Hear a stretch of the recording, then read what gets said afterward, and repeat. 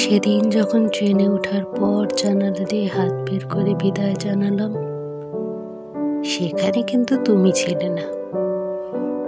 মহাশূন্য সেই জাংশনে তোমার উপস্থিতি মেনে নিয়ে নিজেকে বুঝিয়েছি তুমি আছো। নিস্তব্ধ দুপুরটা আমার কুঁকড়ে উঠে এক নীরব অনুভূতিতে। মনের ভিতর দলি কাচের কাকনের উন্মুক্ত অনুভূতির মতন আওয়াজ নিজেকে বোঝায় তুমি রয়েছ পাশেই, আর ভেঙে ফেলি নীরবতা। খোলা বারান্দায় চার পায়ের উপর হিমশীতল চায়ের পেয়ালায় চুমুক এনে নিজেকে বোঝাই তোমার উপস্থিতি মেনে নেই। তুমি পাশের চেয়ারে বসেছ আরণ্য খাদে, তাই তোমার খেয়ালটা আমার হতে অবমুক্ত।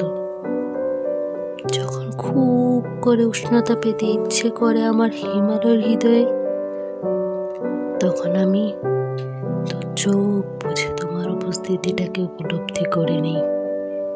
আর জ্যোৎস্নায় সে তো তোমার অজানা নয়। এইভাবেই আমি তোমাকে বোঝাই তুমি রয়েছ আমার প্রতিটি শব্দে। এরপরেও বলবে ভালোবাসতে জানি না।